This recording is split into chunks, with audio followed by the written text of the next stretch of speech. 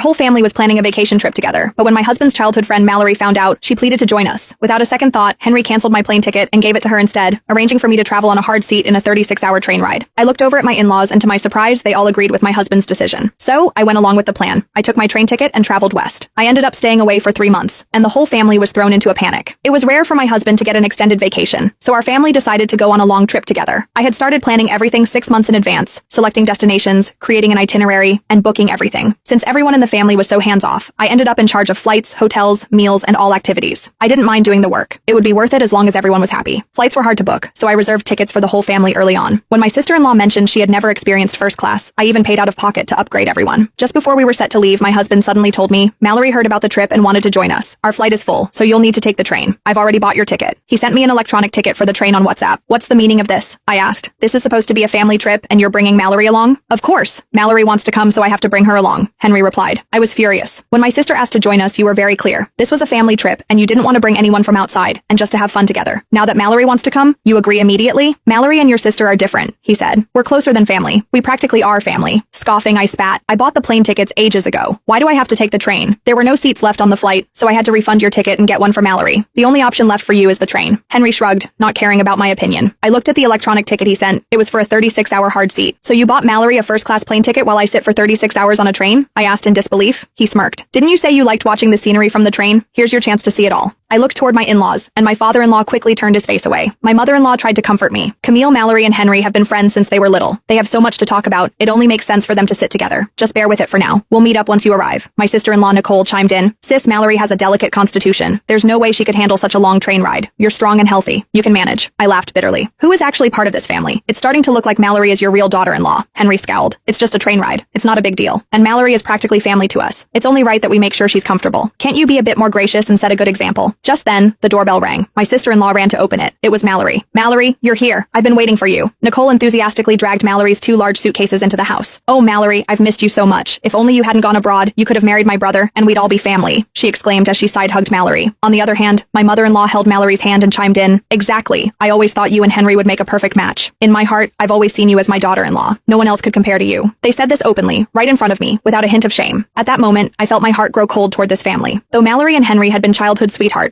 when the Baker family fell on hard times, she left the country without hesitation. It was me who helped the Baker family repay $500,000 debt, and out of gratitude, Henry married me. I had given so much to this family. My parents-in-law weren't in great health, and I'd been caring for Nicole since she was 10, handling everything from cooking and laundry to picking her up from school, helping with her homework, and attending her parent-teacher meetings. Now she was 15, and I had essentially raised her for 5 years. Though I was only her sister-in-law, I felt more like her mother.